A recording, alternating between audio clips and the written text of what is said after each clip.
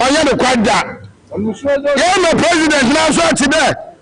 Me MP no one fight man. Oh my, no na here. Any sin you be any sin yasam. Obotu wa bank suguru. Kobie. Ma MP de ya you shall go to my sasa. Go to my sasa. Ya you shall go to my sasa. MC.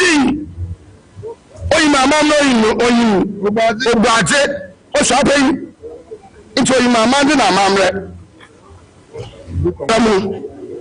Kasa bi koda, oya kusuku na nanom ya there.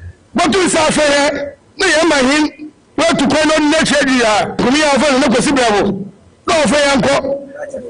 Na mai fu fefi na e wogu mata echabu dem ya ba ta kawo. Na na asase do there, we be 24 economic market. Ni la say, no want to. Yani wina bom adichi ya fa ya mahin there. Kasa na kwesi bravo. Obu hu na na ye fa wo ga sapa. Adichi yayi contracted on marketing. Yayi ndom ya shube be oba bibia. Oduga sa o ga che he there. O ga si marketing o baby. Ibu kusukum de abai. Kusukum ye krowa. Why ma do Ghana. Ta kasa oda kusukum mama se mankesim.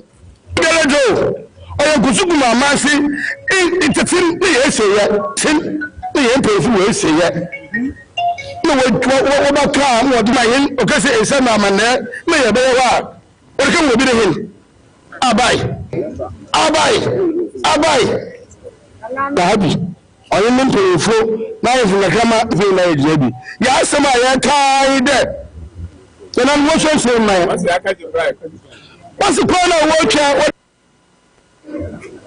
mama wo mu ya ma hin da o hin we mu bisu mo hin bi ala yo hin na so da ba tu da ba bisu asase do onya de kwada yeah my president now so today me MP no one fight man oh my na na here fu any sin you bi any sin yasam obotu wa bank suguru kobie ma MP de ya you shall go to my asase do ya you shall go to my asase MC oyi mama no oyi obaje o shape into oyi mama ndi na mamre tamu kasa bi koda oyi kusuku na nanom ya there but you say fair na ya mahin we to call on nature dia kumi afa no kwesi bravo no fair anko na mai fu fefi na e wogu mata echabu dem ya ba ta kawo na na asase do there we be 24 economic market. I say, no one to yani wina bom adichi ya fa ya mahin de kasa na kwesi bravo obu hu na na ye fa wo ga sapa adichi yayi contracted on marketing yayi ndom ya shube be oba bibia oduga sa wo ga che he de o ga si marketing o baby ibu kusukum de abai kusukum ye krowa why ma do Ghana ta kasa oda kusukum mama se mankesim gelejo oya kusukum mama se itetin be eseye tin be empefu we eseye no wo ba ka mo di mayin o ka se esa mama ne me ye be wa o ke wo bi de hin abai dabi oyin min perefo na ye funa kama fe na ye jebi ya asema ya kai de na mo so so na what's the corner watch mama wo mu ya ma hin na o hin wo mu bisu mo hin bi ala o hin na so da ba tu da ba bisu asase do oya de kwada yeah my president now so today me MP no one fight man oh my na na here fu any sin you bi any sin yasam obotu wa bank suguru kobie ma MP de ya you shall go to my asase do ya you shall go to my asase MC oyi mama no oyi obaje o shape into oyi mama ndi na mamre tamu kasa bi koda oyi kusuku na nanom ya there but you say fair na ya mahin where to call on nature dia kumi ya fa no kwesi brabo no fa yanko no na even for vi na e wo mata chabu de ma ya ba ta kawo no na asase do there be 24 economy market ni do say all right mami eni akomobra na mene nana owaze aban nkuranse the 8th nana ana the interior PR nkusukum traditional area anopai yenye yeni nkomoniye ara anopai wadama ma chen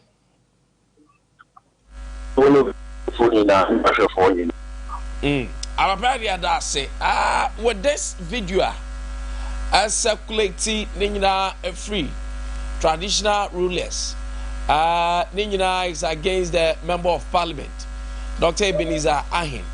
Now, Wadaroma in the videos no yatin sempi, but what Yamiaduma Yanyawidi. A day ankasa ane kwaswa na nanom atenase ya unse no. Nyama bi antwaye. Enti I was say wo ma nipa wiase nyina hu na afei wo gu nsanso so ebom paye. Me da wasu bebre we know what you want to say na. Ujemai okesi isando toswa nkusukum tema traditional area yawo central region ana pay kasa wikani ni chiri tebye abono humodin Nijimiji Your Excellency the President of the Republic John Dramani Mahama na I will say with 24-hour economy market it is Ghana Mayinano, Fantaman Municipality, MCE, Jimmy. Yeah, no. You want to Ghana from her. And I'm said you're quite information on the ma traditional area within kind effort for years stakeholders consultation. The BIA I am going to chief.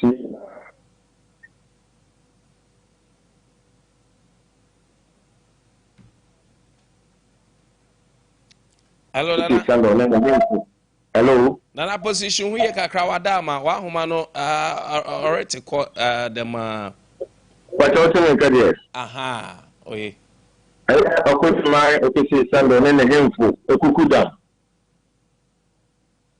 And Sembisa Baku Anani and he Lankalinya Yahuntia here our project on maintaining episode the bar Young Fantaman Municipality Hano.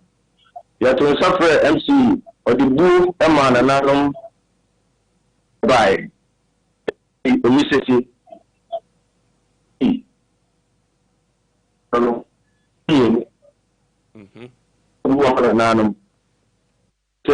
MP or yet heading an in IFM.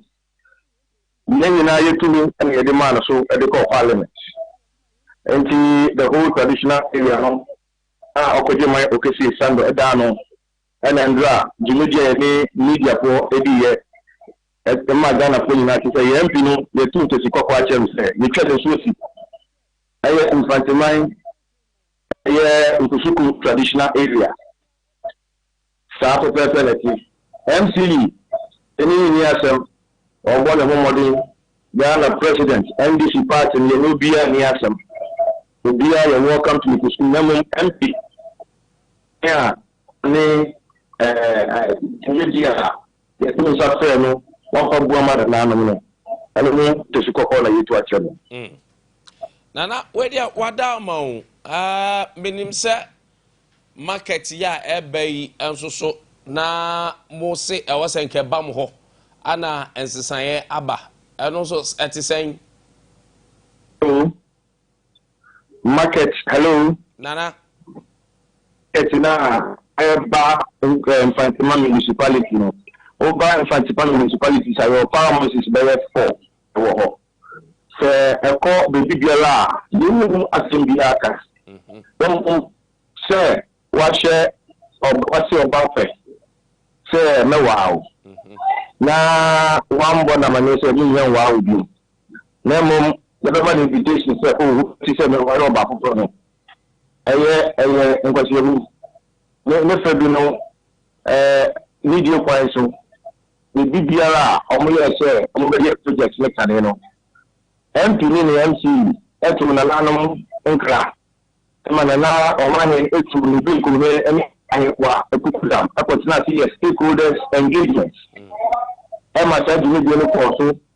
Almost also inviting an anum, inspect of the site. I want a magazine site for now. Every Yanti review, the better invitation said, you're shortcutting.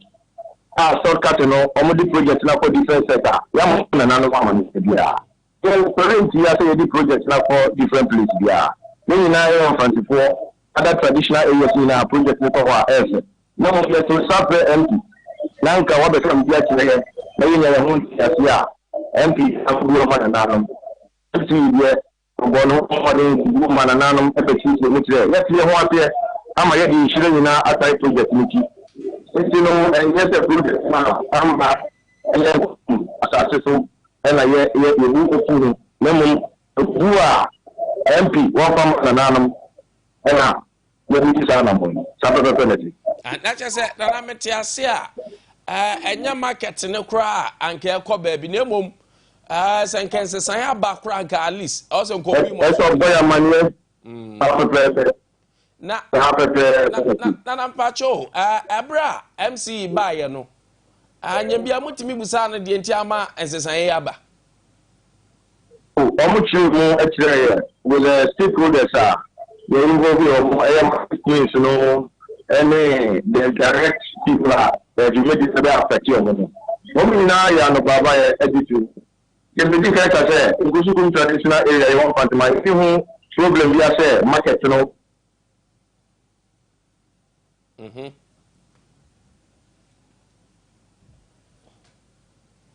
Yes, friend say, Konosumbra, said the MC that is also or Casamilum, yes, said the babies are not what treat you. And then they say, the two suffer now. As I say, you know AI from. And you have your body to Yabuano, Emma, you do video with me. And she, Sabbath penalty, and yes, sir, project now, Yan Yellow, Yasas, woman to see, and Kusukuma Mansino, Nuna, a higher, baby, yes, okay. Nana, wait yet, Mebusa said, MP, a soon in a bang. The German Busana say, Sir, import Nana no matter and Safro, na when Timia Ma. Nenya dear yen is soon in the binder way, dear Dicaya. Camebusa and Yabia Nananum, I'm patched and whom, the entire buyer, and yan in terms so do. Sir, I say, all of a sudden, Yaku China soup, because Nana, yen I in Peninsula war a soup. Tea and yan in terms so do. While Brian find out the entire Wamba. The patrol, the big action with her. Yet to suffer empty nearby also. And you have to suffer the first time and then the second time, according to your mind. And MC, Eddie Bloom and Ananum, Ever Church, the same children. I was MC, so to me fast up by now. And she so often blow my own. Yeah, Nananum United to one, and I'm on two, as you say, a corsono, sanity. Nana way akwanya bi wo homa no se na imu amode hye o se ebia wanya no hu bi no de chew pa ba akwanya da ho sa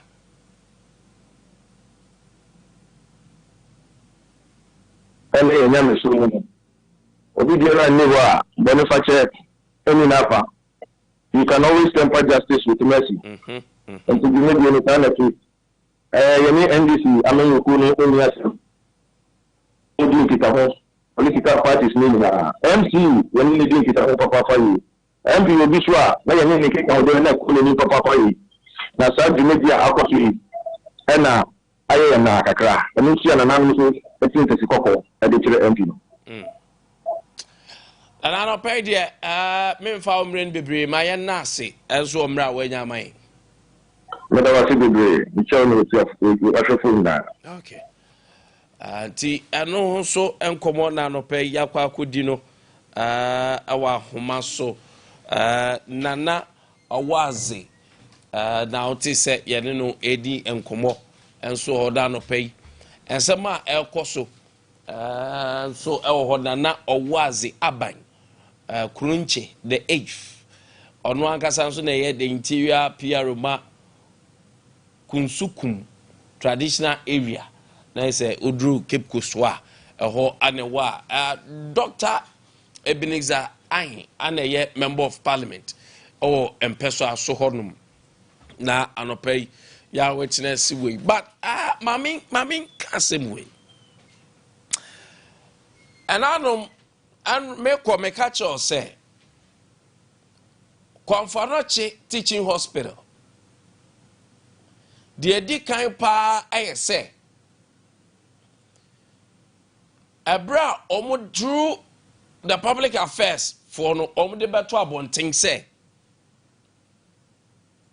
enema ekoso emergency and accident unit onum no enti se beye den pa say odi obi ba hombet mageno me catch us say de ya papa ya ba be kan there will be a stigmatization papa ombe sanction ombe kan maso I said it and chakrada from the ministry kwabra mitaka ndomo de krata by say orobo kwabra mitaka ndomo say papa no I'm obey eye niema his excellency na nado his excellency John Robert mama de tuja enti sa na tie dia falete no to subame sa na tie dia papa no onko fie ana onfa na adwuma ne to kakra no munye hwe ehwemu enti Dr. Paakwasi Beidu Chema, he being the chief executive officer for Kwamfanoche no offer the Jumano and tour for investigation. Now, me who are deal with them catch us say,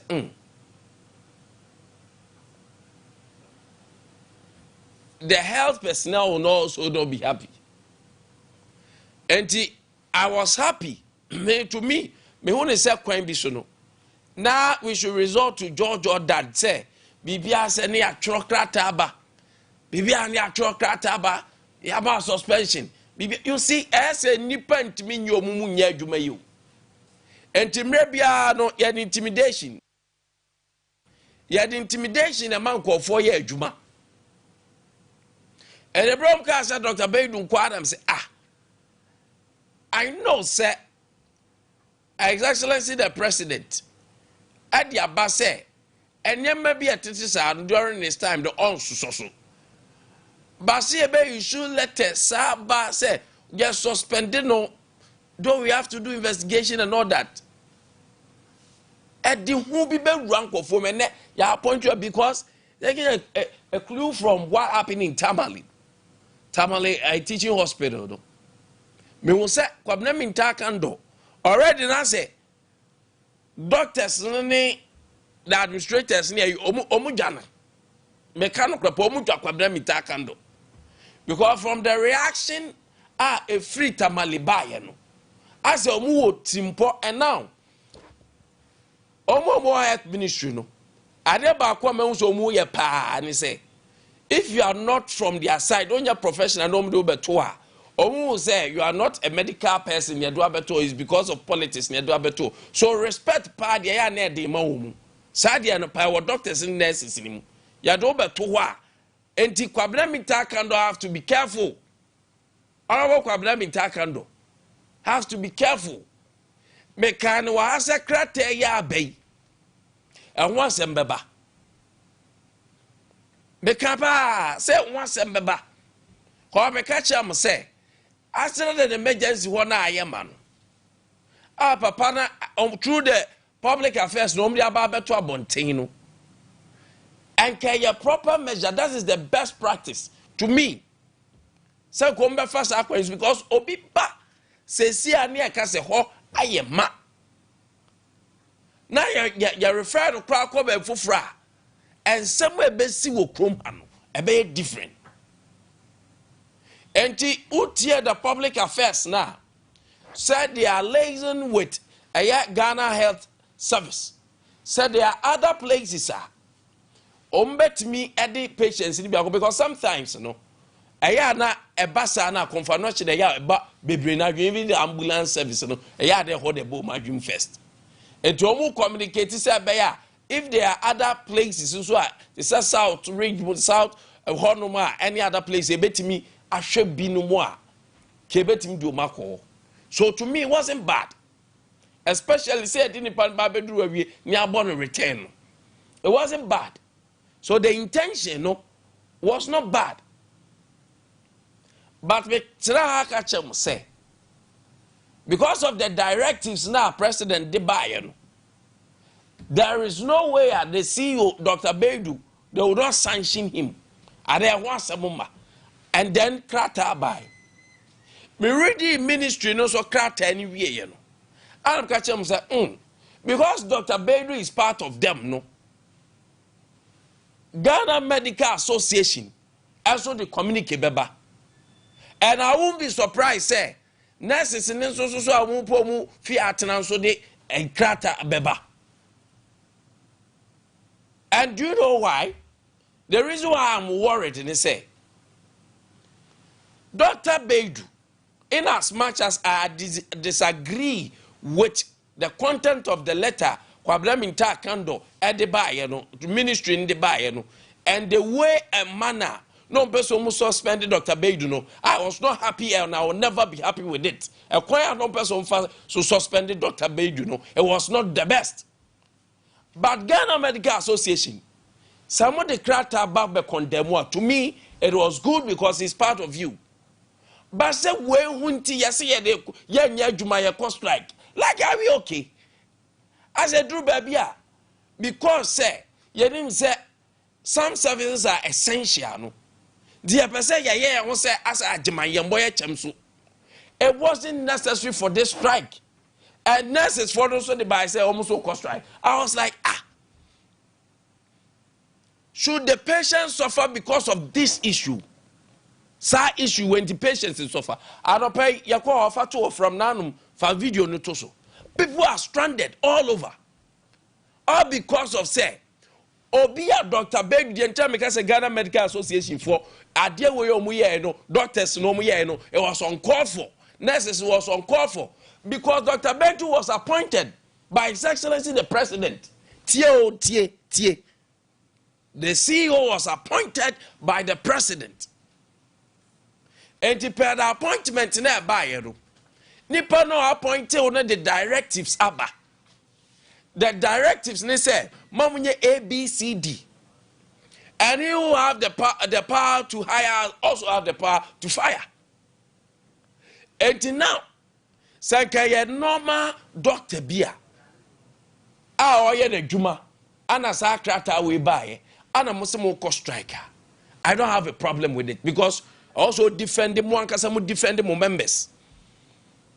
But in this case, Dr. Beidou, in as much as I disagree with the way I'm suspending, but more so I disagree with Ghana Medical Association and the nurses, Ghana nurses, registered nurses and midwifery forum. I disagree with you. So be appointed or be so may see you. Not any partner I go against the directives. And for that matter, no. I was trying to so I was thinking, at least writing a letter or a communique in support of Dr. Beidou was the best. It shows love. It shows say we are together as a team. It showed the love and the team worker. That was fantastic. Registered nurses and midwives for those. It was fantastic. But I think that ma overdo what you are supposed to do. You have overdone with what you are supposed to do. You have overdo it. Maya amana broso. That is the best tree word. Maya amana broso. Say obia ma obia appointment. Tio. One man appointment. No, see nipa na man appointment no. Akwa tia ne directives enti onchranche no nya hwehwemu They don't say you cause strike. Yeah, Merjuma. It's what happens to the patients. What happens to the patients? Sometimes you know, it told be yeah, money bruso do. Yeah, money bruso. And no profession is special than any profession. Let me tell you, it is a privilege and it's a calling. Because a medical, so a doctor, medical doctor, so a nurse, and you're free. And he say, I'm free woman in the more bread. That is why you have some doctors, sir. Grandma patients, nibi. A bit toward the animal patients, some of the doctors and nurses, I am a witness to that. But, sir, you can say, yes, you will be suspended, you will be suspension. You can disagree. And you can issue a communique. We can do backdoor works too as well. To me, Kwame Nkwantabisa, Honorable Kwame Nkwantabisa, didn't get it well. But it doesn't mean say yenye DAC. And now no pay corner question patients a good Confanochi teaching hospital. A free and ra. A free and ra. We were there yesterday. And a chance here. I don't crowd a chance here. Go there and check. The patients a go on and pay all because doctors, nurses, so much. Dr. Bedu, you say, your man suspension, say, you should not do and not your major. Patience in war. I dare Kumakra nearby a current team, you say. Where am I? Am an abruso. Abroso. Abroso. A tema, ya dema patience, no. Ayera. In this case, in this particular case, a tema, ya dema patience, ayera. Because gentlemen can say, in as much as the minister, a goofy on that to me, that's my personal stand. A goofy on that doesn't mean say, Monso son tinefien kase patients enwu because say yes, Dr. Bedu, you are suspended. There are so many ways we can deal with this than say Mobako strike. Moya Shana Jumana na Ebia Funu and Amo Besembeba because when him. A minute crass a money what the AC or Confanochi. Munim. Say a minute. Say doctors and nurses and if they are not poster. Yenim dia ko AC or chroma. Yenim dia see what digital Confanochi. Now you're doing the pound, you're doing patients who say you're suspended Dr. Bedun Tia Meduma. Are we for real? Oh, to now, most swear in this sign, your money now, our hing. Say, you reduce your one to the extent, say, a teaching hospital, a referral hospital, Ghana hospital, West Africa, your neighboring countries, hospital, Bia, a Yebia, Yeba, Kesipem, your governor. And because of the suspension of Dr. Bedu, which is wrong to me, but doesn't mean that two wrongs can never make right. Say you're tenefie, you're mejuma because you're suspended Dr. Bedu. I do. So you are not coming to work. Nurses, so you're suspended Dr. Bedu. You are not coming to work. Are we for real? Are we for real? Two wrongs never make right. Tarope walk on wash said and go for 50 almost it. Nancy said, ya dear won't massa. What is happening? I am told, said Dr. Mwako, anywhere there or no Makakasa. Hopefully, yeah, resume, but Sagri no Ukrainian is a bamutirim.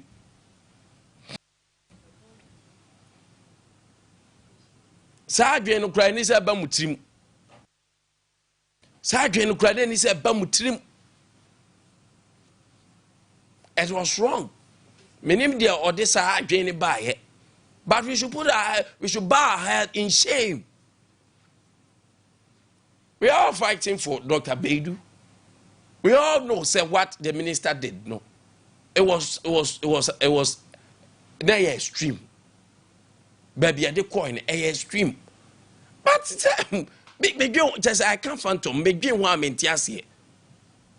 Say I suspend you, so a whole medical team, a whole doctors, a whole nurses and midwives. All say young co. Hey. It is not any ordinary hospital. Comfortnote Teaching Hospital. Comfortnote Teaching Hospital. If you read the letter, you will marvel. And you have Dr. Ernest, a whole professor Dr. Ernest. Monsasha, see, I was like, hey. Dr. Richard Munyina, I was like, hey. It is serious. It is very, very, very worrying and serious. Now, listen to some of the patients. I'm not paying someone no musoka. And you will see, say.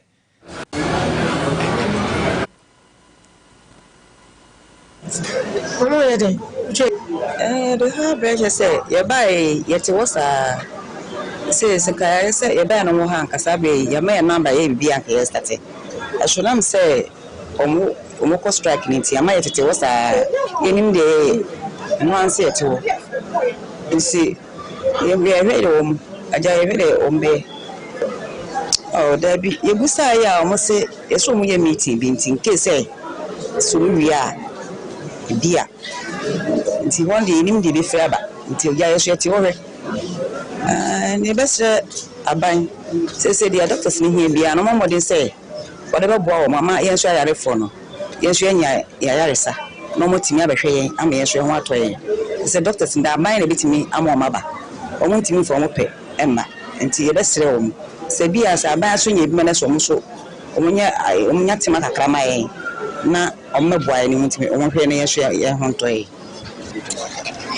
na pay de ba de bi ankan bi anchire ni minim de esi o makwan ma mam mekan bi anchire obi na yale bi maame na yale na mbi bae ti ya na busu bi ya na edini ba ti last I April mu na mo share say June ye fa na mra fourth me holiday no mo ye buy no me say yemra on the 8th into me see ene na didn't buy a bi answer ka nchire there the doctor abayani here o hwe no mo ye na ya refo no bibiri betimi ya de afamawu nchire ba this day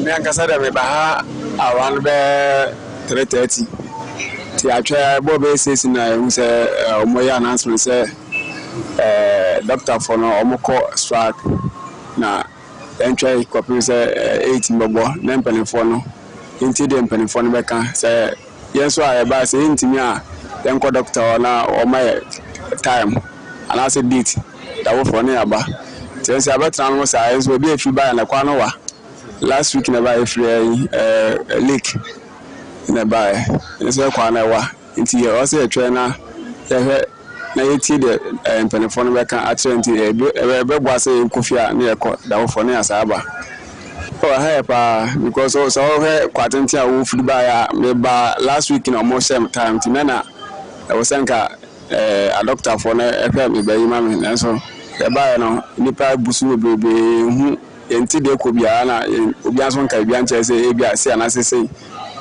di esra ba se Mwabia was a doctor for now, almost a telephone motor, and I said, I say, a man signing to Intana or Mahona, yes, in Yamoto.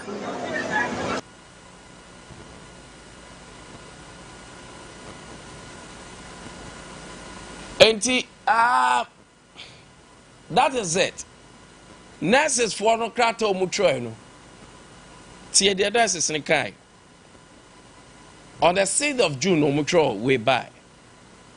The chairman of the board, Kwame Teaching Hospital, Kumasi, dear Nana Professor, notice of industrial action in solidarity with Kwame Doctors Association, CADA, and other health workers organization at Kwame Teaching Hospital.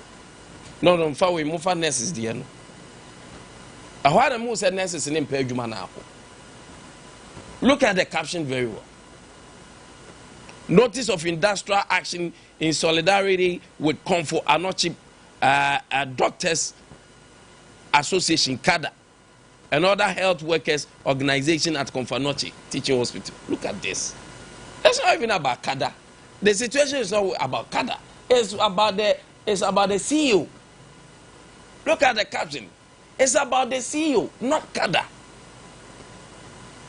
The leadership and members of the Ghana Registered Nurses and Midwife Association working in Kwame Teaching Hospital wish to inform you and the board of CAT that the GRNMA district district association, having considered recent event that has unfounded at the hospital, wish to state as follows. 1.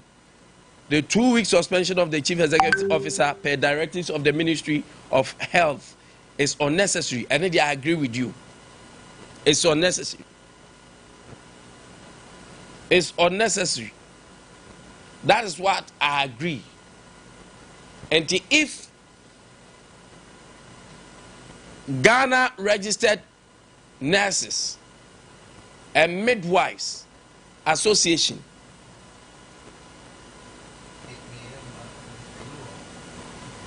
has served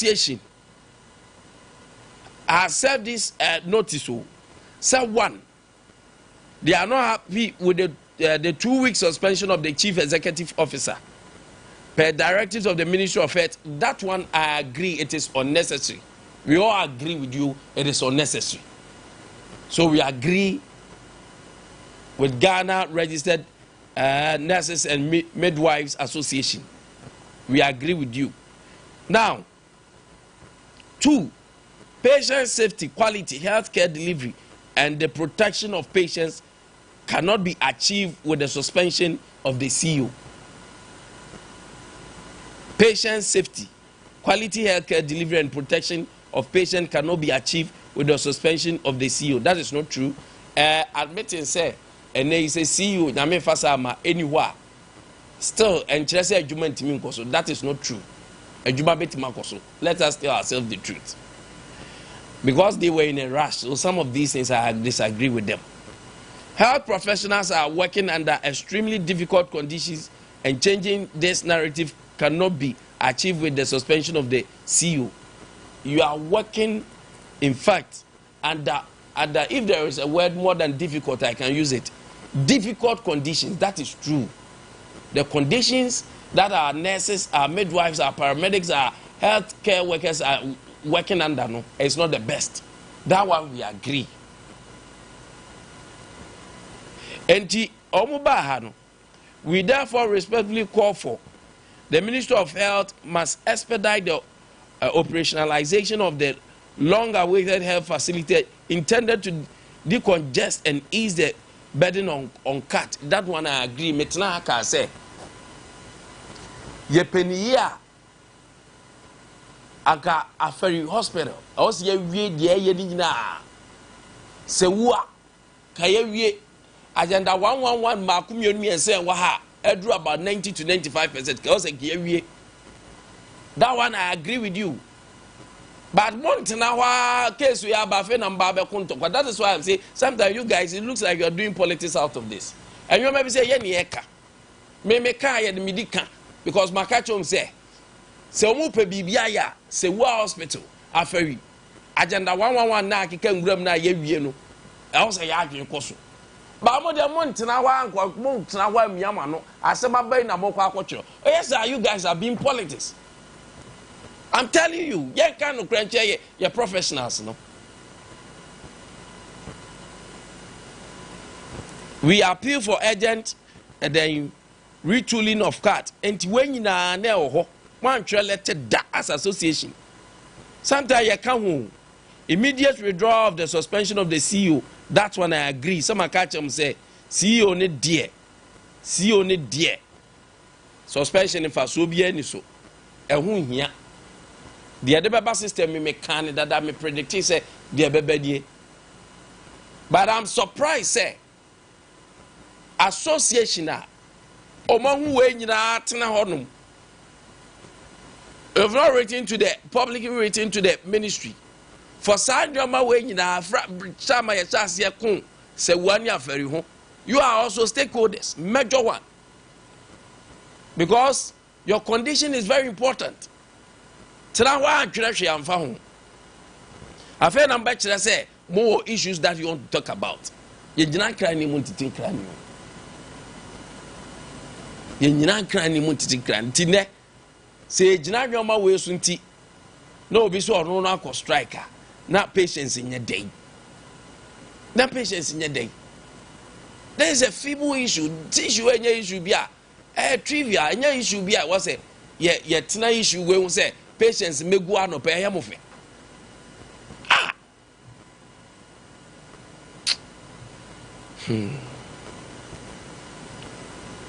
Me say, Pabla Minta from day one, me say won penance mu. Ono so ka ho satama, ne action and inaction sense to be or play to me, me na be say tumiciously no. And they assemble. But they are going overboard. Our professionals are going overboard, reading their letter, and the points that they've laid down. They are going overboard. They are overdoing it. They are playing politics in a way. We cannot allow this to happen. And that's why I made a video not also. Look at what is happening. All because yes, Dr. Bedu, you have suspended. We can fight for Dr. Bedu. Fight way. Maybe to me come because I started the fight from day one. I don't cry now for a crater mine. And I'm a catch him said they should be careful. Mommy, your margins won't be suspended, doctor. I said Dr. Bedu shouldn't be suspended. Me cancer say we cancer and let any babon thing. But what Ghana Medical Association kada any I can't say necessary or confirmation it is unnecessary. It's needless. Your truck demanded say stating that is fine. Suspension yenkwem that is fine. Retooling confirmation that is fine. Yenhwe other hospitals now you abandon no that is fine. But to add to it say industrial strike mo continue fie ni de aba adabraka de nkwa kakrata is perfect at least on the krata ne bana ankoso then you come to the last. This should be the last resort. Say akajeje we na anye ya then we go on to we go for strike, industrial strike.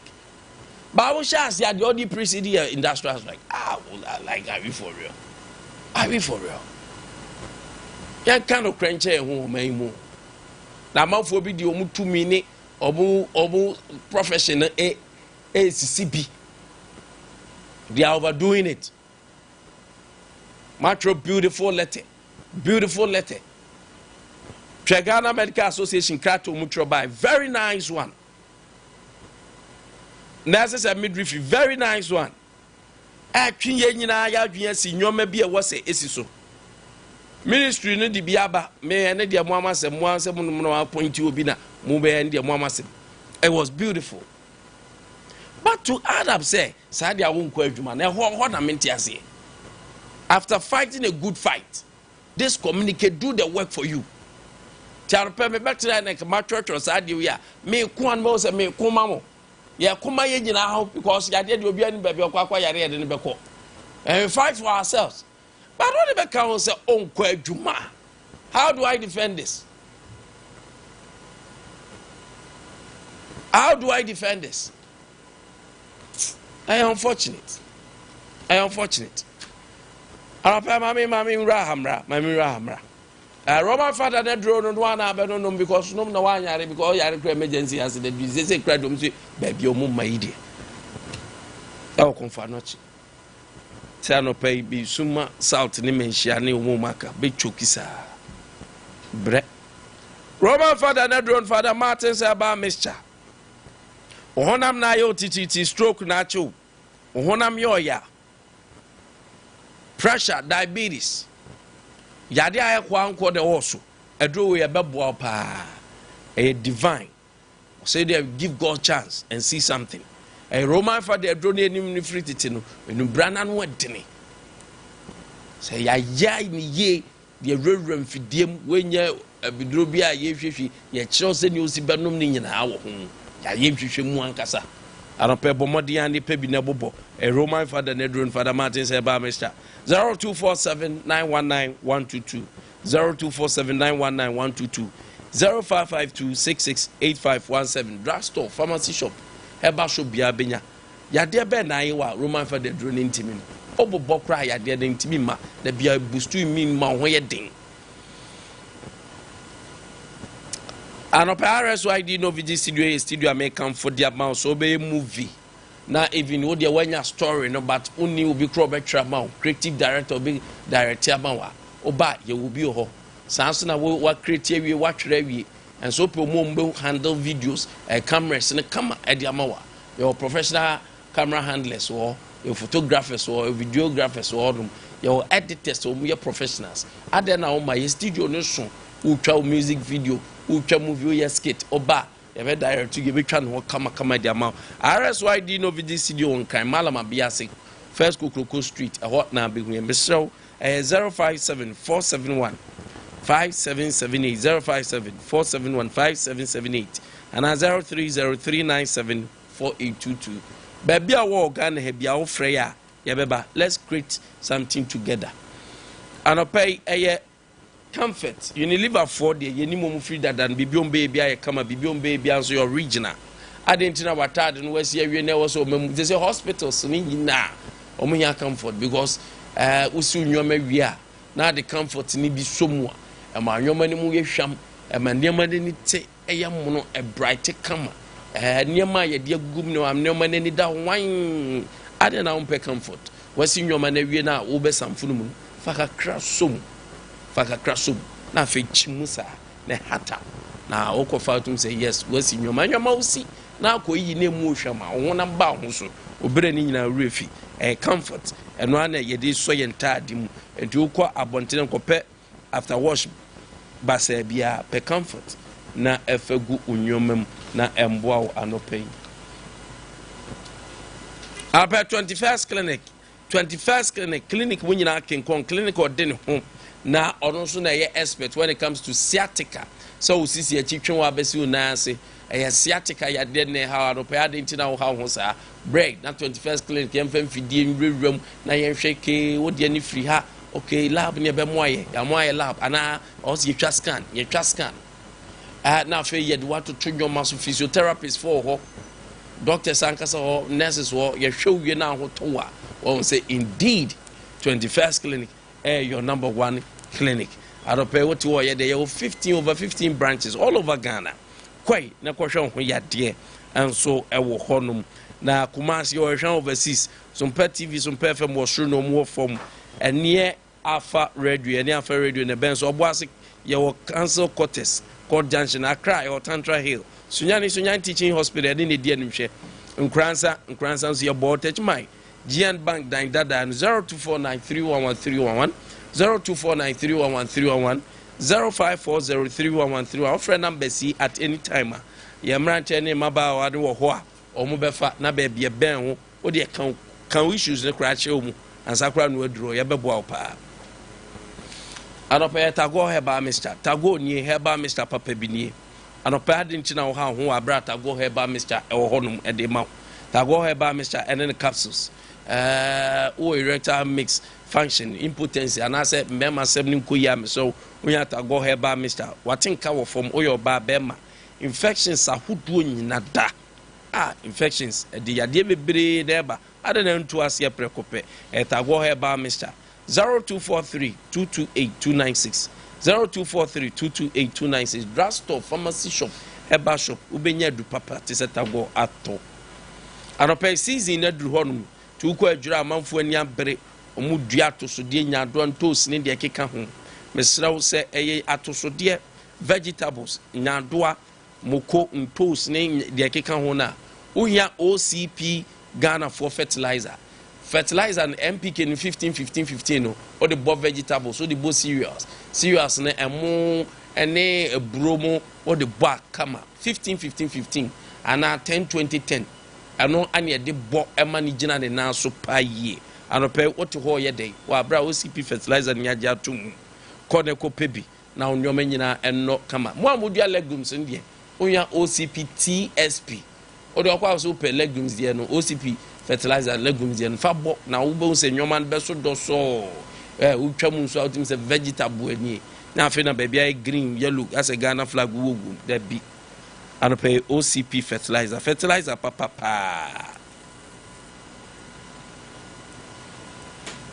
I pay mamin kancho na hye nso ye mesewa se se mita je free 1st July kono ebeye fofofofofo adintra every say ye the app biaba eno ana ebo ye friend your friend certified electrician Ghana app certified electrician Ghana app certified electrician Ghana app certified electrician GH app onya twibi go phone so Android do iPhone oni nyina Play Store ni Google Store benya bi ato anope woto wo ye dey obenya bi atwe so obenya bi ato obenya bi atwe edi kone kwatwi bi dem ra phone so na de ye ni onya app na eboa ma hu electrician wo area ho na nkra ma hu so you qualified or certificate obi o certified no certificate or sa ID card enti oba eno anso obehwe no my wiring ni nyina ama o certified jo wi a obi ba beba a no so certified supervisor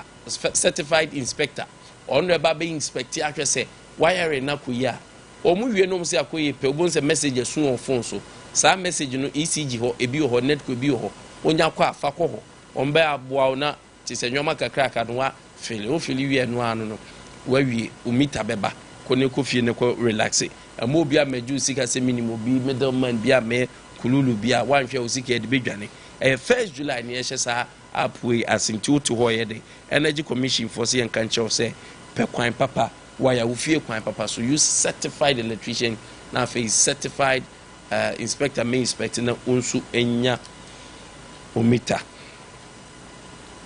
Arapa Abdul Rahman Hudu atena say Abdul Rahman Hudu constituency youth organizer Ejra Seche Dumase NPP Sanso na inia Yahaya Seidu also atena say Ashanti Region Communication Team member no pay omonso atena say Rahman no pay match green answer there good if you boko body na bibia gu akwan mu kama so nto mu de munya problem ebe holiday flood na eni osa na ya kwan na ewo e friend say sataso de adidwan mfimfim ho na ha adwen be na say am say o ma be ye diversion dia to other area ntina ma say ho na ye normal kakra contractors bi so omo bo adwuma gidigidi e wosa kwan no so nti edwira de am say bibia gu akwan kakra kama na de bia de make an sooner yesu as the farmers na ye wo edwira no eno na ye problem at the moment nyesa de anka everything is on point na menya nti say no award night because so hey I say we now go for me say me yes adia me penu no za o me de baby abin bonu baby jetted say award pa me o de be ma me a o say test and win yeah and it's can message mo de bad there and ma kwa ko pe baby ya area ho ni base o dynamic go chobedu and we very serious na him say o say your time be CC okay my end is for year no nyema be brevi na MPP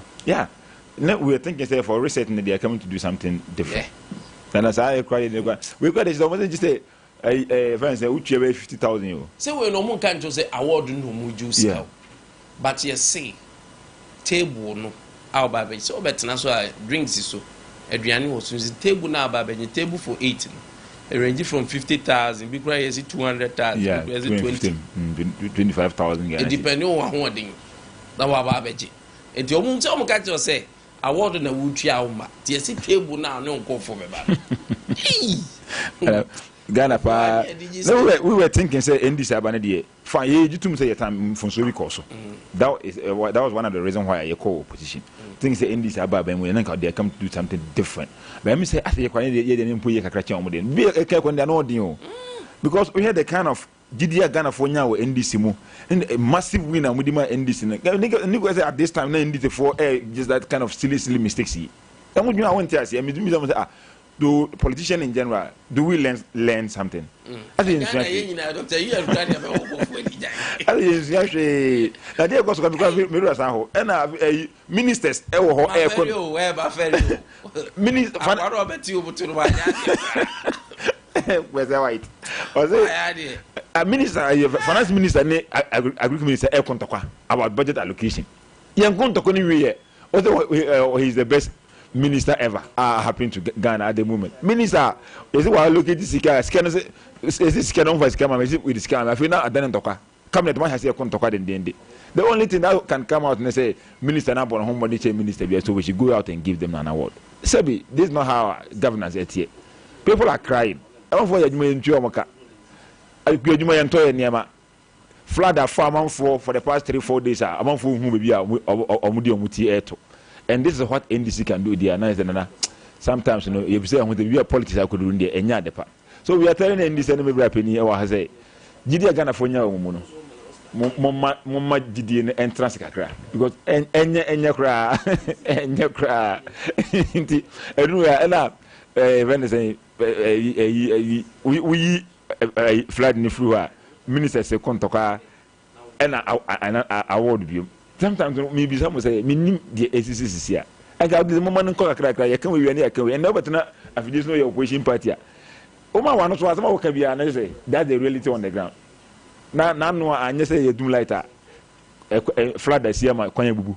Flood I see I enter a Fumunema. Cocoa from a squad, say, Motis Planamunian to your Moka. That problem is not dorsal. To the sense that you are Bibian Kui. Like a fool was not PJ. I'm only the Frank speaking. You don't know the imagery say 1 to 1 moon to ye, or my neck on a day. Mobile amount for a call, maybe more call for coup and the MPP. The way things are moving, I'm sure every room will be a month for a call for coup for India. Seriously. Forget about the numbers now. I reflect your books. No come on. Things are not working. Now, how can your finance minister say, well, allocate this for agriculture ministry?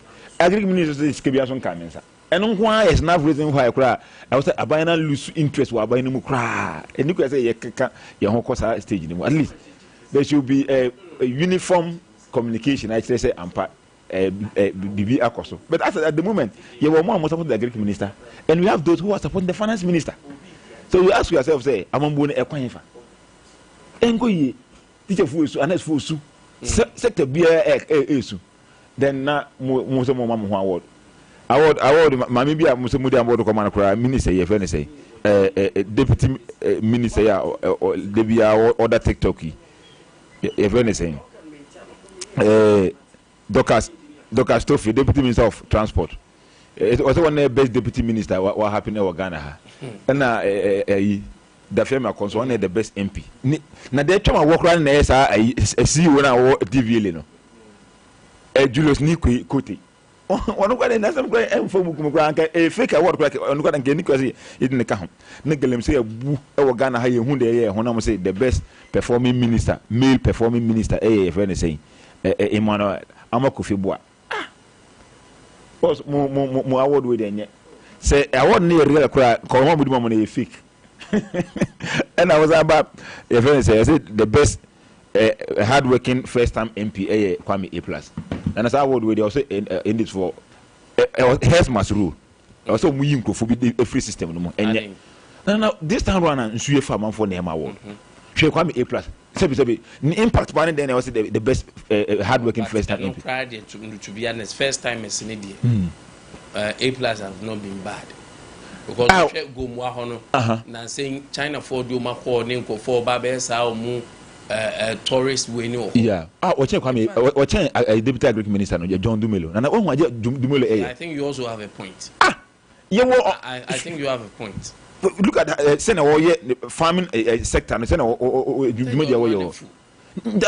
this was that the look at say only MP4, but they be say MP with my maintaining sit clear. MP.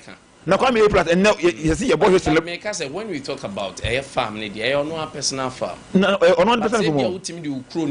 That's initiative. Yeah, outstanding. The constituency on Nima Ecoso. You see, I said, the next minute, we want a machine. How we need. Come here, price is fine. What after they are cold and a year, Juma. A result on your mind. See a movie.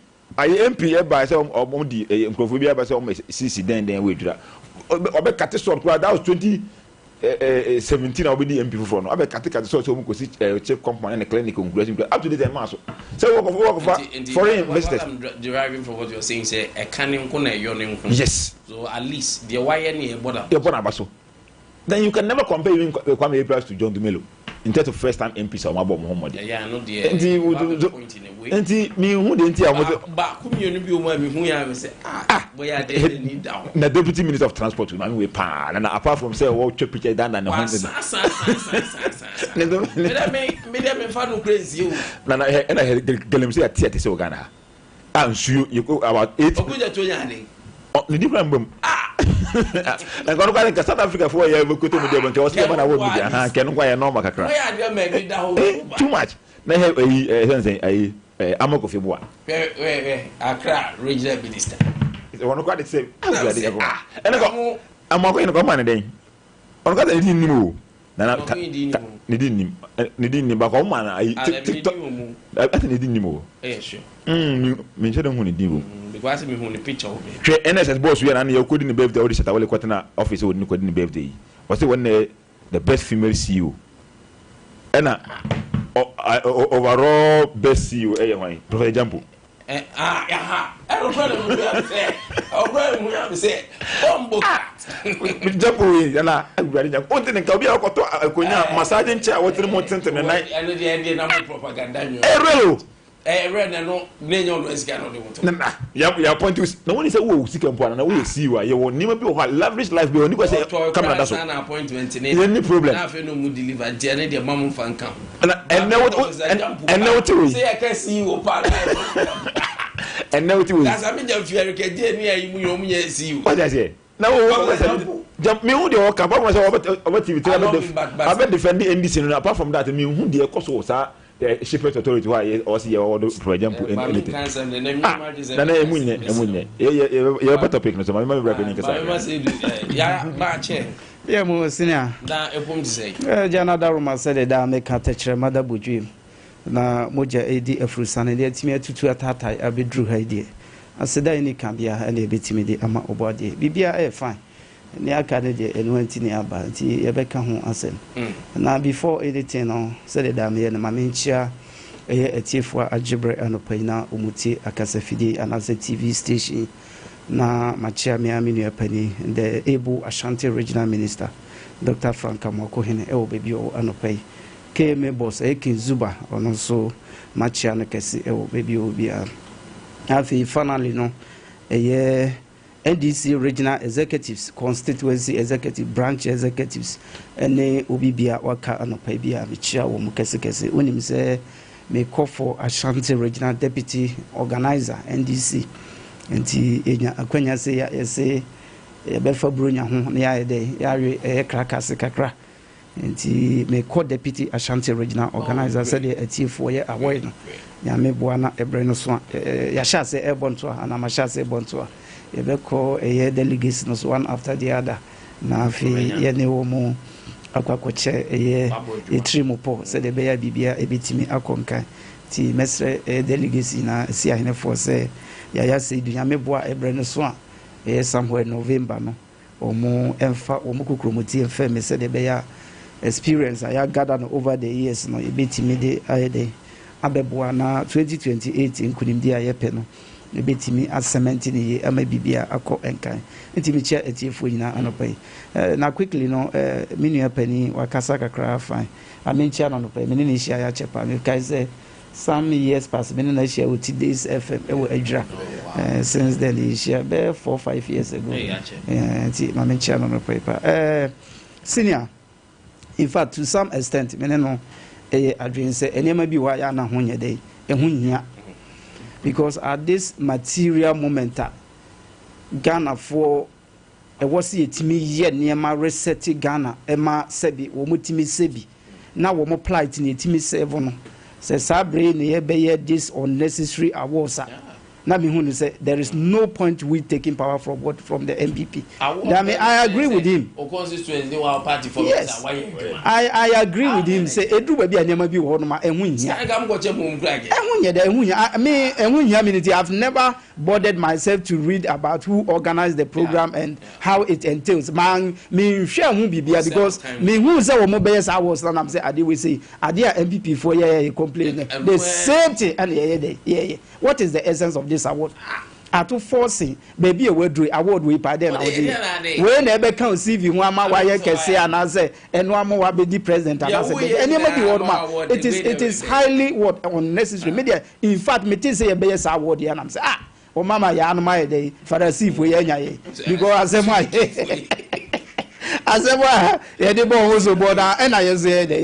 to me, I don't want to dwell much attention on it. It is very unnecessary. So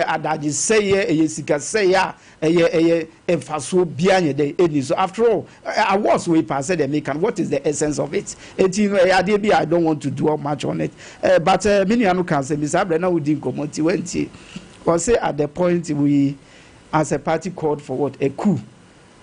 Yes, and that's yes. Call for a coup. Sabre, no. We see here. You didn't see.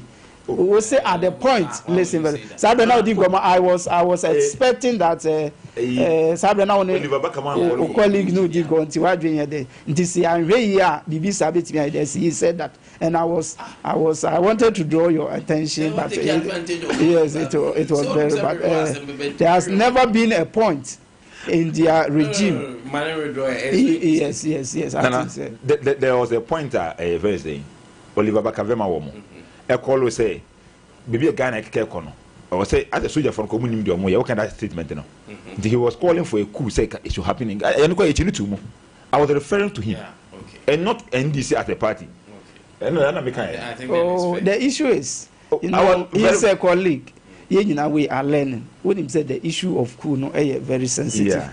You didn't mention Oliver Baka. You said at the point you're referring to me as a pass. You referring to the NDC as a party. Say at the point you called for what for a coup. Be sure say you just do the for that. I'm not calling for coup. Now I was referring to the Oliver Baka when I come maybe a chairman. And I can never call for a queen if Sana what I say far I feel drawn. Okay. Thank you. Say why the need for I think say we should move on as well. Thank you for very much. Yes. And Minia what can say baby no kasa ya create the impression say as a political party no NDC nearby a head anyi bibia a say or justify kokosi say was senka and the MPP cry and talk us here the transminia. Let us be frank with ourselves in as much as we are doing politics. And you be honoma it is any area where there will be either in maybe some in pass what stage and a mujasa or my way say we feel say na Ghana for a okay with Omu regime within a space of 1 year 6 months. Oh, who say NDC more bra and I say yeah share. Yababeji to me. Me pese mi hu nia omu ja Ghana pa a stage omu ja Ghana o feel say na so worthy of what celebration and ma Ghana 40 mi koto aba emo mu lose over what 1.7 million votes. Minia senior share ye can all the fundamentals of this economy. Baby a MPP ja no. That is the yardstick for which every body, every pundit, and also every expert measure with good governance. It is a me be semi say on me adie poti pa MPP enfie nwotwe wo mo ba be ye na wo mu ja Ghana ho na eye papa enne wo kire ye say NDC ba ye nya hwe enfie afe ne bosumi nsie ne nya hwe no a obetimi a kire am ya ye de atiana hwe wo fa economy from what Zujin to Yadan, from all the parameters, from all the indicators, the measure say economy, papa no. MPP free power in what on 7th January no. All the economic fundamentals now at the form say team. Me say for almost 8 years all the fundamentals of the economy niema ye di susu se a oman we se e konkan oman we se enyini oman we se etumpon no emfie nwotwe a wo mbe di oman no so no wo mu free power on 7 January 2025 no na sa fundamentals ni na ye dey da form say team yes economic what indicators nani na ye dey da film talk about what GDP, talk about what inflation, talk about what interest rate, talk about what policy rate, and all the fundamentals na the other form. Inflation at the point in their rule. Somewhere 2023 thereabout, it rose as high as what 54.4% under MPP 2023. Womu kokra womu se womu timia ye hu bibia manaba form no womu jaho 23.5%. And only the stage of omuja inflation within a space of 1 year 6 months no and then inflation at timia ba and now kura peja no kakra no 3.7%. And now me no say for almost 1.5 years no interest rate at timia ba from 30% and above under the omuja honomo and then interest rate maybe wo commercial bank 19%. So bobo sia wo banka ene interest rate no 1 year 6 months NDC abaya timi abon ho modern ama ene interest rate no say 19%. Meme banka me wo 19%. Ene interest rate hover around what the dollar to CD what ratio and our rates wo mu ja ho say almost between what 15-16 at a point where koya kodu be say 18. And now me know say for 1 year 6 months no dollar to CD rate no yatimia holding between what 12 and what 10% so for almost what 1.5 what years. One more time me say ekoya could do 18%. And now me know say policy rate, the rate at which the central bank and now said the mother bank borrow to what commercial banks no atimi adongo aba say about 18%. All the fundamentals and the indicators are what Omaim Hatcher say, Sabi Aban we say airborne homody. Share at the point in time, our total debt stock in 2016, when we were leaving power, and now 2017, when we were leaving power, now the total debt stock on mine a car near na a 120 billion Ghana cedis. MPP 4 be so move within what 8 years. A per day, one could do say 727 billion. 727 billion. Now, do you know? Let me wrap up. Do you know why our total debt stock rose to that level?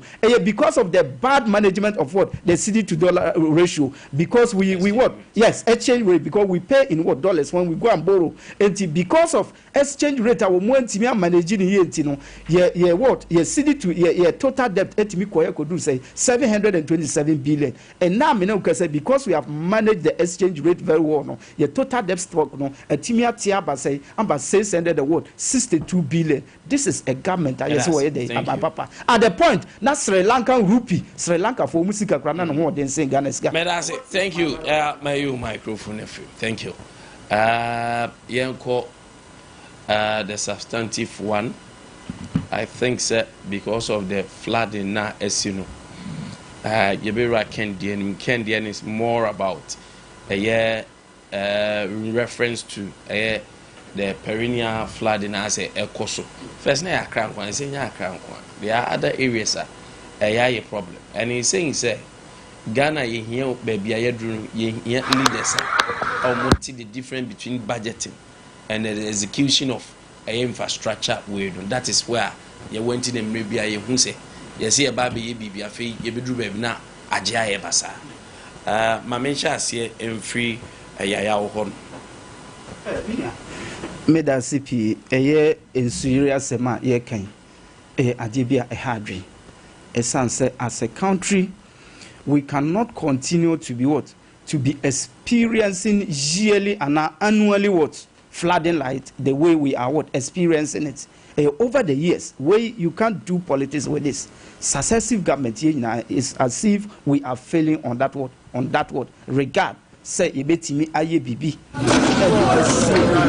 ensuyere ho kwai because I quite remember say abra twin disaster see was circle ema ensuo to fa nipa na ejanso na mukunkum nipa say japade bebre no we all as a nation by consensus agreed say ebetimi aye entotoya ebetimi aboama ensuyire de bia esi wo eye enkran no any other parts of the country na eto timi ayede etwa, but it as if we have relented on on our effort in making sure say sa promises ne pledge ye nyina ye to ourselves no yentimi ye de enfofele eno na akwa kodru say enne ensuyire no etokoso ye de efa nipa na ese ajapade wo enfa ewo enkran no. But the issue is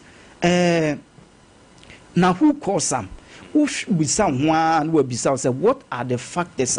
This are insuri afibia eba. I have said time in number say and cry one more assassin no po assassin or motiso. And cry who share the geology and the topography of what Accra in general. A po assassin and our my day or more agent or more day or motiso. And so there it is a natural what this thing natural we say a resource. We denya a drew baby a was a offer ne channel and a baby offer no na say obefa. You have no control over it. And na yasa aggravate yasa compound the problem by what? Making sure and now by what? Building and now by using what? Areas are a water lodge areas are and can so no type betimi aboabo no na draining into what? Into the sea no. All those areas no yasan ayede asafa by what? Building mansions, building what? Different infrastructures on what? On them. Because so of that, the research have shown that it's much personally inflicted. Yes, it is a self-inflicted what issue. Problem, yeah. Because senkaminia senkina ya adwen say yebeti emraso na baabi a yesi mi ensida yankwa nkusida ho baabi a water channel bi da yanko feel ye emfanya filling station anase we say bonsu anayemfa ko ye different projects a me sure say the medical kan no enso no to abenya ne natural channel na dey afaso drain into the sea, especially again unim say ene yesu ban a aba ne say ye suatra enka first enka DNF say enka bia wasi fie area anaba bia aka no enka wadua ensensan kama na enso to a enso no betimi asenke into the what? Into the ground. But because of suatra any will be a esi wo ye project or person will pave the total land surface no, and also one of the reasons why we are experiencing this over pavement of what? Our total land surface, especially in the cities, is causing this problem. It's also a factor because where Senka said America can be a well sit down why a project TV land that canon wedrians and sign and so no to a betimi I de asenke who pave pe a trese sa area no.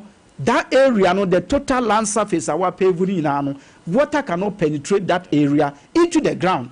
It is so that I was a timmy day, a move, a pebble be the effort because on timmy senke. And tia calling no, now we are pave, I may my pave, we so a pave, no, not a day, a draining and answer a flood into what? Into our homes and other what places I am per se be the anti one in as much as successive government I fairly say you bet me I bigger drains you bet me did the needed we say policies go now yet me careful the issue no yes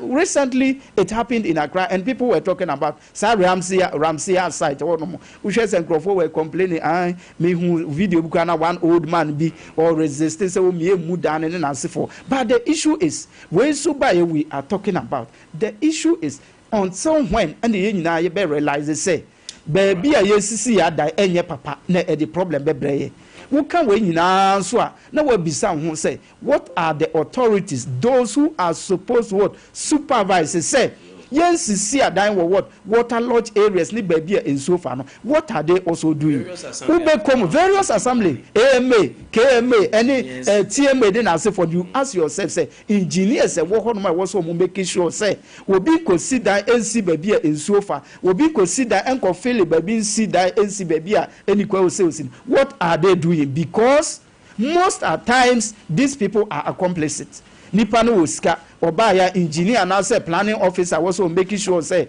those structures will not be put there no we compromising nipa no enti nipa no be man permit no we proceed down si wo na ene ye nyina ye de ye cause a problem ti me in as much as successive government needs to what take pragmatic what measures ye betimi de ayede as see yesa ensuyiri kwai as timamufo we also have what a bigger contribution in making sure say ensuyiri we say ye betimi ayede esia so who do ya na ede ho adru ha mostly so ya na politicians e blame mu because there was a time obi kwa akoti eyimu kasa bebre ya mani pa fro akoti mu no so nsem bebre ya na ede ye ho because party ni bi fiesia ye nkotu ekotu kura o opposition ya na o opponent ya beka say ye nipa ni ye enye party member ntira ti ni ebubu ni dan but baby edrum de ekwe ebeboy no na me that say before me take this seminar so no em say ebra penny a true challenges bi em me na o kan about the economic indicators na asefo nyina em say na economic indicators no say economic indicators na no finance minister about Martin Beka say the second quarter of 2025 krano omo bobu say be 17 billion Ghana cedis and amudi pure salary workers so economic indicators now can say na so kama why should the government go out there and borrow for consumption? Yeah, when you be send a more customer economic indicator a good no. Baby ani na your word. Light bill na mo from studio one example. Say inflation above to 3%. Na your term inflation na 23%. Now three light bills say top friends light be almost 2,000 a month. And you are buying almost 4,000. This is a fact. One fee. So what the essence of inflation now akofom no. School fees akosoro. Every sector, even tertiary institutions in our school fees are costly. So when you are talking of inflation, it doesn't come here. And now inflation, 23.5% if you are buying more. Not dollar 14 cedis. Dollar against the Sydney 14 cedis. Not fuel, if you are 14.2. Petrol and a diesel 14.8. And a diesel 16.4 and a petrol 15.6 with the inflation of 3.7%. And a dollar rate of 11 cedis. We've been a catcher almost say a friend saying gymnastics be no more and yet normal economic indicators and even saying a cost because I want to system and no be a casa with my camera will market. I'm going to say and never was about for but second you put yato much is getting in a system and no control inflation and I'm for one and they want to release this kind of ministries and the minister of finance, the minister of events, they agree. Almost talk say, "Matriarch, what mean triarch, matriarch, we now boil down to that and some of the economy and my inflation. Ever for my young content and then almost project I would buy a Jumbo project and conquer and getting for you now. They don't release this for those projects. And to Moyane, Sana, say, I'm indicators in ever form, but be anywhere also. So compare fuel price alone, any dollar to the rate now with the can 1.7. Now for yes, I know now. Yeah, can an MPP by everything about me. Bushing your boy, it back to Ghana, more, $52 billion, $29 billion. Compare NDC4 from Mama, from most to Mama, almost $39 billion. And I'm going to but the time no city to dollar rate in a course, and the man, scan would be Ghana local currency, the man, a piano soro. No, I can say, I am Bubusin, would the call dollar times we are far better. Even today, the car ended for almost $10 billion from a world market, and the Mudabu economy anymore. So when we are talking of say I buy one manage economy very well, you don't come closer. Never been a favor, and I'm an ya under your time COVID and Ukraine war. You become what my young come once. Ne, a friend is saying Israel, Iran for Tokui. I buy you who be a no crane war. No mobile and mamma now born the fuel block of and then mamma or more of you. A fuel American echo. I say. Friends, I will be a few for my own or so when we are talking of this, books today, everybody says clearly, me because they be and say on paper, and this is very good, but what about the reality? More feeling and affected sector be I want to share workers, not every sector be so that's why they don't even go there. And I am flooding. One of the problems that our Ghana have a hard drain. Abribia no most of the time enya nkran nko ase do say nsuo start June July mo no a time bia ita sisi na sa nsem we den ke eniku say ye politics na me bra na start ya na work na we say eba both political divide nyina come together na ye ho kwan ya for so solve that problem no that is not so na say NDC opposition anything be affect Ghana they link it to the government of the day, and sometimes people are not like that. It should be by who can first address and can best never first need why the high. Then say issues be BCC. Na MPs ni be actually adwin ayi na famra na ye ho ye the high. NDC end court that stage, you know. Share John Dramani Mahama on the 27th of May 2024 on a Twitter handle was it the recent heavy downpour in Accra and other parts of the country have led to extensive destruction of property, and according to the report, the loss of life of a young schoolboy. This has exposed the government failure to manage and prevent the flood effectively and evoked deep concern about its lack of comprehensive flood prevention and management plan. Meanwhile, na John Dramani Mahama Adio Mampenida June 3rd, that was 2015. Any flood oye ni betisi o man Ghana to e bin si da nipa mo hwere o nkwa na echen baba yara events in Accra Sports Stadium disaster na esi no, but John Dramani Mahama who say Ghana for aye fed up with MPP nti with the flooding I see 2024 e di kasati MPP na school boy baku na wu say ten kra nipa we nipa na wa hwere no nkwa na it's an issue of national concern.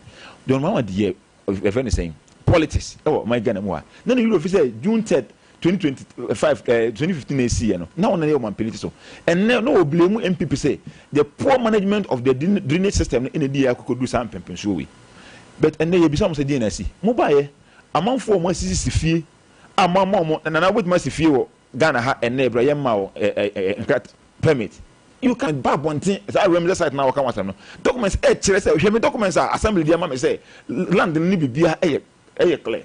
But meanwhile, this minister, I must say, one of the best original minister. Now, what Munko Bubu, no more Bubu, come to now, who then be a Bubu, Wakumaya, because and never say away. So, with my even I see 2-bedroom apartment, and easy. No, be I this kind of building. Now, what's why one day with my Kubu United at Tuagu, Yambo and some Ubu, and the results on Wifa.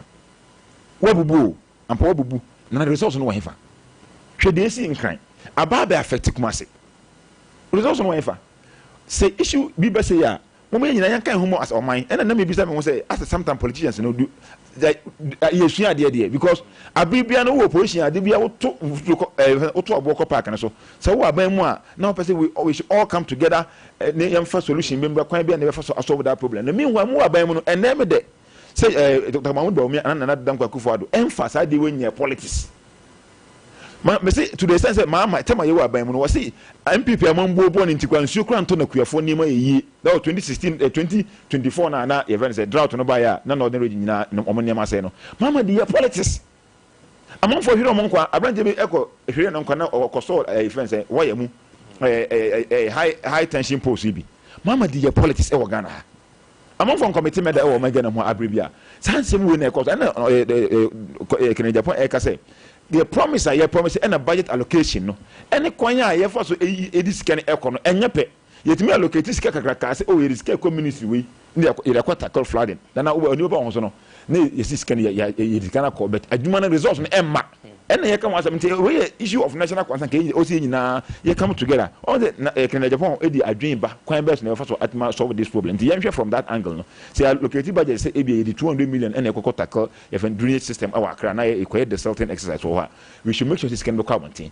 ni ya contract no ma me adwuma na akoso ni ye hu say clear no ni but there be ye allocate sika for that project but ye no resource and na ye kan wasam and na say when we are in opposition when our mind before to mpon MPP we also think say o mind say ya timu bi all right nti na ye mfa adwen ba ne hu kwan before so na o mind na ye atima to mpon ye be call afenyo markings na emrebe mu amesem na mo so dumanu ato what is happening at Konfanochi up and downs never but a quick one on yeah afenyo markings on democracy at risk if critics are punished by political speech. Yeah.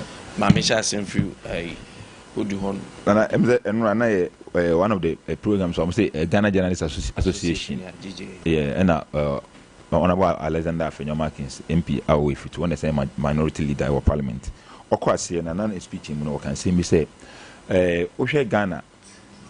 Kwanya for now currently amambu e course no I say abribiano we say over criticize o aban pe na penifo bi asore na yeden omutumi use the national security and a police for ni omo security apparatus nyinaa dey call against you necessary you can say no a the democracy is at a risk because kamina min kan be amambu but say we kabina say be be chiwo tum dia na say uhun no kra wontimi yeden enka na me kan me say emre bi ayi na ye political divide no issue bi see and the MPP so we say all raise concern within the same political party no the party pinifo na the leadership of the day no na oma ignore ana like na una na mo boys ni bi ahya say attack nti hu no kra kwa ntimi yeden enka nti ekoya na di election no ye di tumi no koma NDC fo na em say NDC fo ndo mo nyane sa so mo hu obi a obe criticize o mo say pe na ahya say we go after that person nti wo hear afanyama kin speech now kan no a abrant bi ani efe no bibi say Sando one of the organizers e Wagona West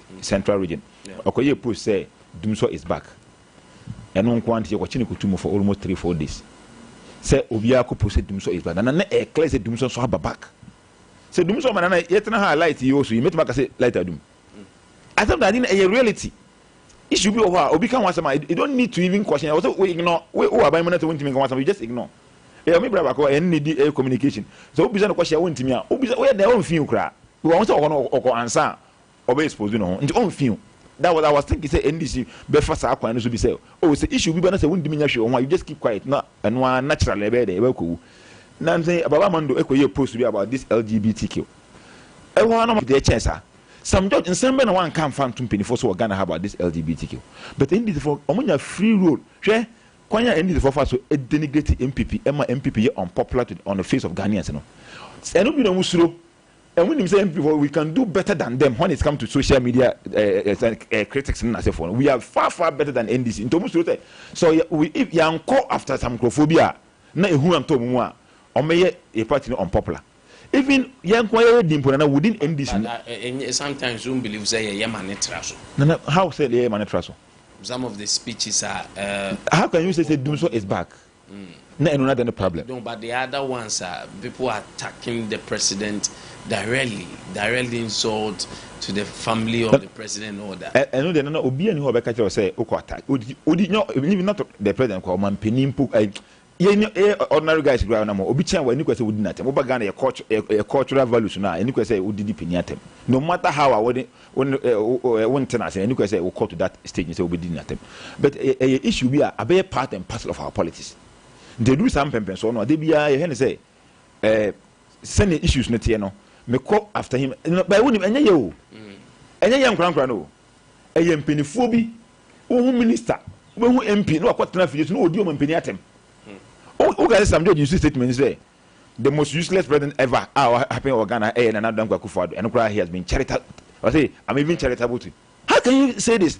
Then say a whole some judge eti me ka say dey tie mo mpeni a na me am meeting ho dey na me meka o be console me as me na say me ka dey tie mo mpeni because me want say some judge me role model once I'm into politics in the way mpeni the way me role model so me role model akasa na to mabo mu nsema na me nye den nsema na se me dey man kan tie mpeni for Ghana and no reward and the Omuda question on quantity to go to Ghana. And regarding mo better videos not to move you can't say more Ghana. And in some you didn't quarter look at someone like Miracle.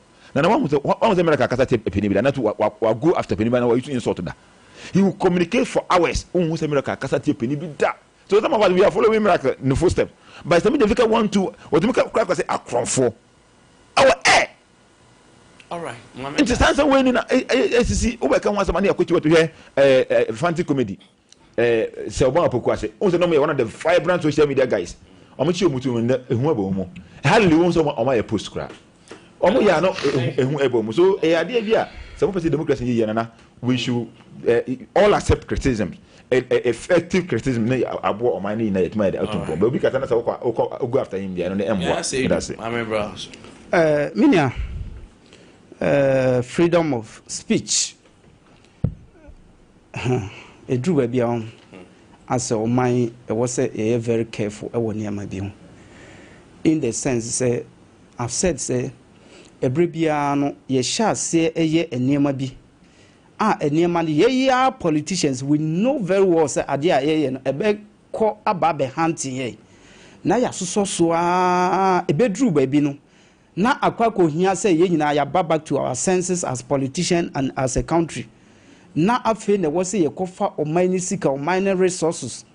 edi kokko solve an issue a cripple up and as a crop up on ke betimi ayedai a prevent na ya ma na first ya kodru empempenso a ehu akwakọ hia se wo se say o manager pade ni esika eni ebibia ekokọ pe ehu solution.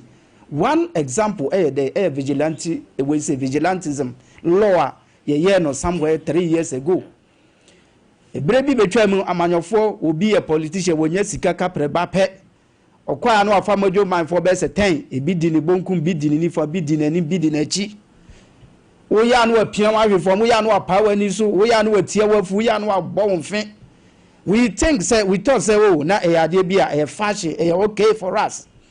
Ye ya kokodu empempenso afi ye ko by elections sa machoism ne sa vigilancy na afi omu memu omu ebra nkrofo omu kum nkrofo omu ye nkrofo ayakayaka de ye ya kokodu ba bia ehu se emwa oman no na edi hrenhre bekuta ye no ede na ye se enko ye bibia friend the vigilantism law ene ye nyina throughout the country ye pay expert say ye sika say ya daje and arounds enkrofo kokko gigi adwenkyere ekwaya befa so ebesi sa machoism ne vigilantism ano enti na ye wo vigilantism law a ewo omaima kyere say wo di machofo di wachi koye ne mabone a ewo se echi ana se wo se emra ne wo ye dey edie ene atemdidie ya sha se amanyofo esoso defend because ekoye favor ye feel say okay and koye favor ye feel say dey wrong minu etie wo hu say na wo kwan na say dey wo kasa na vim na NDC for chiwe na NDC for chiwe metimi achronicle a number of the same issue and wo blame ye no under their regime so but enye necessary like to me like that because social canker be ya anhwe yi a ebedru ba bi no ye social fabric ye will say your culture ye best say no because of what politics. And then what's the ya chi will be abronye. It you wanted that. Yes. Uko constitution your constitution mo. Article what 21 clause what 1 account the freedom of the speech in one sem. The same constitution one say wo man wo kwan say wo kasa no. In article what 164 or culture said there is what limitation. A say your freedom of stretching your hands should always end at where one knows what begins. Yes, wo kwasa wo kasa by wo kasa na wo kasa no say kasa no enye dai entietie wo bi so fa hudie so.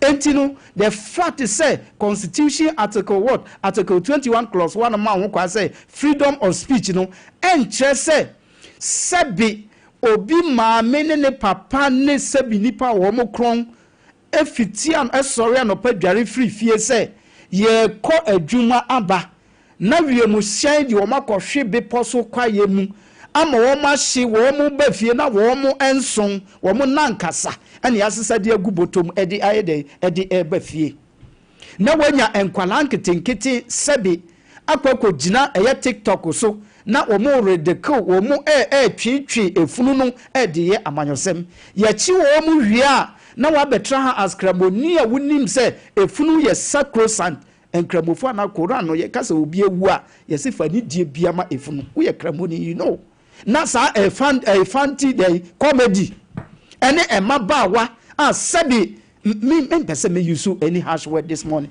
na wo mo ridiculous a enipa nsia ewuo ewo animuno so yakaya kwaya mo fa so ye eya na wo mo ridiculous ye chi wo mo so mo meyi ano a o se aban no aye bone na se wubusu ni bi kasa ni pastors na ewu ye no a na sa fanti comedy ni na say for ridiculous efunu no a enka will you be happy ka will you be sitting here saying what you are saying na ye chi wo ma wo so nti ase ye chi wo mu hwi a na ye nya a whole flag bearer of a political party ba umia na wa frɛ wo ma invite wo ma na ko ama wo ma banifie ama na ma wo mu awa too because wo mu ayade a wo feel say okay na so buy a money kura we want to know of course you still have to bring yes but that doesn't also mean say ye ade a ebe ma wo bia hu ni say ase ensemoni a wo ba no di ye no sabi ye nyina nim say in the olden days when we were growing up ukwa bontina ukoya ade a enya uba o parents can ship you omutimi bow because wakoya ade enye but we dey oba koya ade a enye oyinu na wa invite no mana mo se wa ya ade a wo ye papa hwe yeti omaimai no wo kase NDC for na this and that. Samira described Mahama as what? As a devil. Se wunima Samira Baumia me yachro. Samira Baumia described Mahama when Mahama was in power as what? As a devil. And then Baumia was described Mahama as what? As a devil. What are you talking about? Eya Asepa. Huh? Asepa will say boss. And a storm scene. When my key allegations said Nanado at the flight a man and ma ako some shopping be abruchi yet chi no de need the ekum. I can't chronicle a number of what journalists be echo national security outfits will capture pictures of what abandoned cars. And no more bunara the shock absorbers a shoko no win at the cocotum. And now Minukas Afenio Markins were talking at what GJA what meeting. GJA. And non-year World Press Freedom will say index out of 180 countries. A year 2026 India, Ghana it also say yatimia improve on our rankings. Eddie about 39 out of what 57. Medasi why me and Jimmy uncle witness so I have a lot of messages I will hand my me kind being few Barbara and Kohana messages all right 0548931931 0554931931 from Golden Boy Anas Mamponting greetings to Ken. The incoming organizer of Fokwabri is the opposition party NPP. Their cocoa farmers policy was they write it in the book is a scam, fake is a lie, it's 419. In 2016, they promised one village, one dam, one district, one factory. Where is it?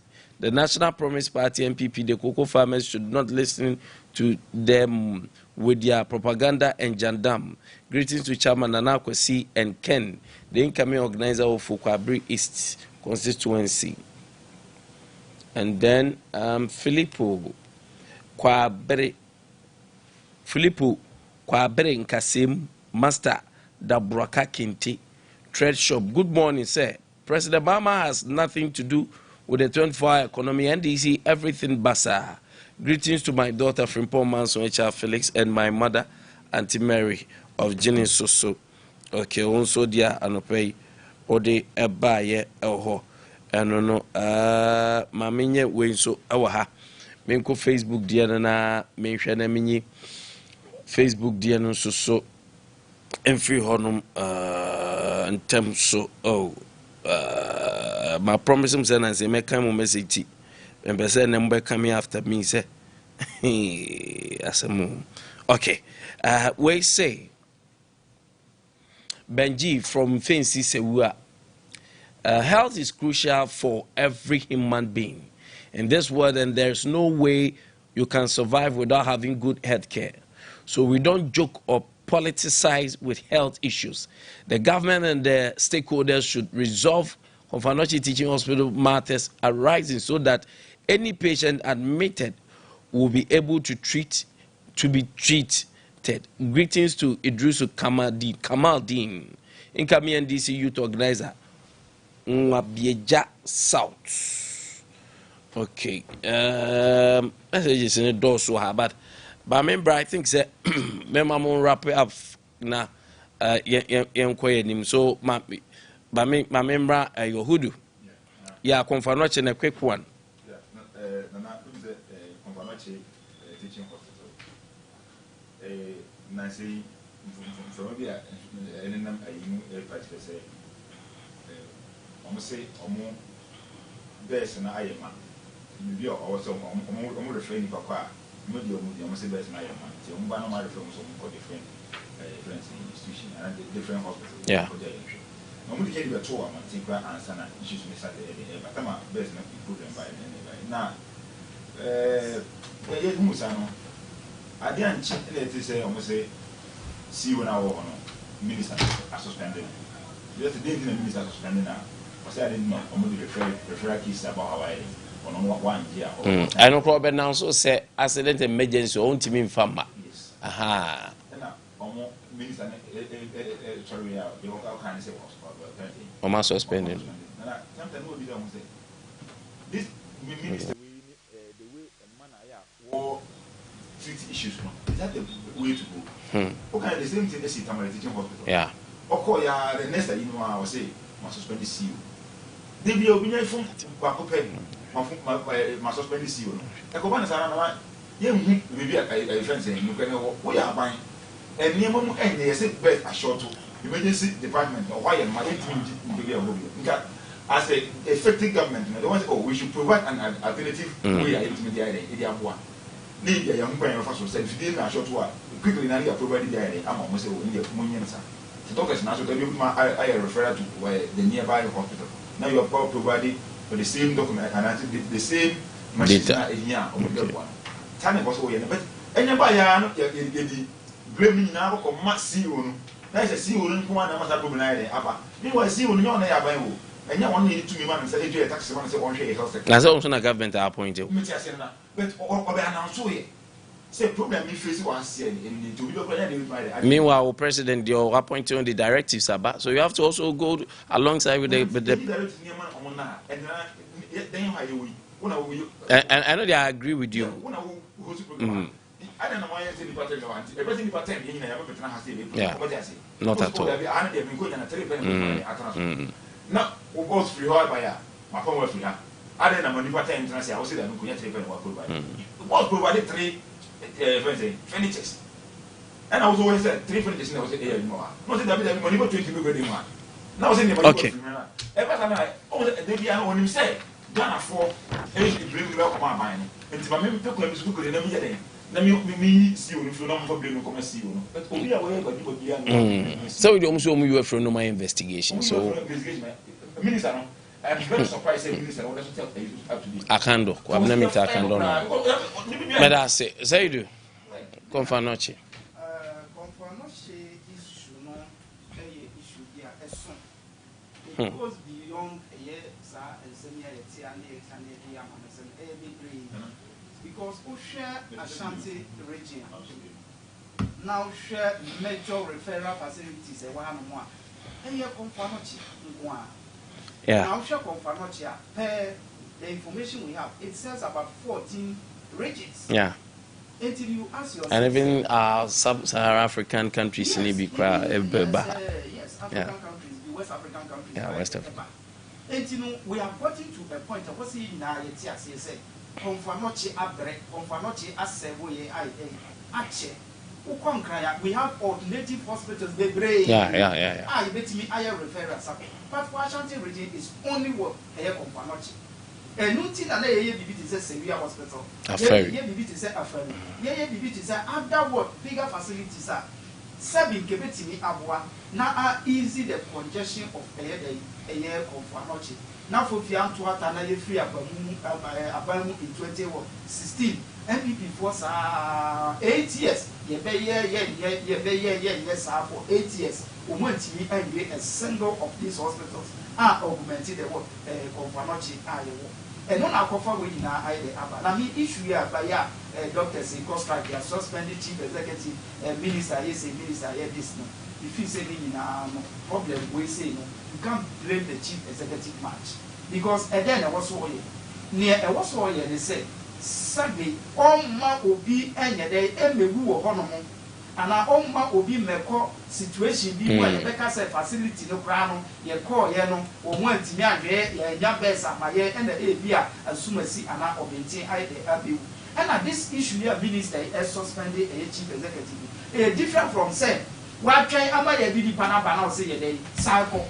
Okay. A prior arrangement and my yatu or say a free and echo, you know, if he say Hannah my man. Alternative hospitals we will one say Udi will be a few fear.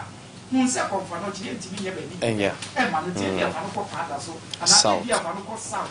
Said a bear, you bet me either after the solution you face you are son ahead and that real person back to our normal admitting of emergency situation. The way a prior arrangement, our my iron, at one, I've bought a Ghana for Amania. It is a which also cast a president ahead and my directive and why the violating one. Yeah. And then when you argue because it's not as if say you the deeper about to exactly. Priorities now, yeah. And also they suspended that. I don't agree with the minister as far as a suspension. To me, it is highly unnecessary. But is it also necessary for them to go on strike based on this? Yes, I totally disagree with the doctor. Say because one person has been suspended, was a solidarizing person, and by what going strike. If you look at who quantify the effects. Unfortunately, Yaya, Mama Mansia. Then I see. Say do Yaya call for say do co-organizer, deputy regional organizer. Okay. Tell me somewhere I'm need for. Oh, maybe I say Abdul Rahman Hudu. And also call say the deputy communication. Youth organizer. And I say, call the deputy, youth organizer. Okay. And the Mr. Address at your home meeting. Monshadin so. What now, boy, you and the Drew baby, Yapotamana film the Boma, a ye. Timon show mupa. All right, but I'm sorry, so not sports for my half 2 birthdays. Mammy wishing in Temna, Yanko, obedi to depend on you, Sam sorry. And I may happy birthday to you, Daniel. I call you Daddy. As you are celebrating your birthday today, I pray that God bless you and keep you. May his face shine upon you. From Joyce, also see of Joy Hair. And the Joy Hair said, the Chief Executive Officer, Obapa Joyce, my happy birthday. Saying I'm sure at the Mount Daniel. Enjoy this day.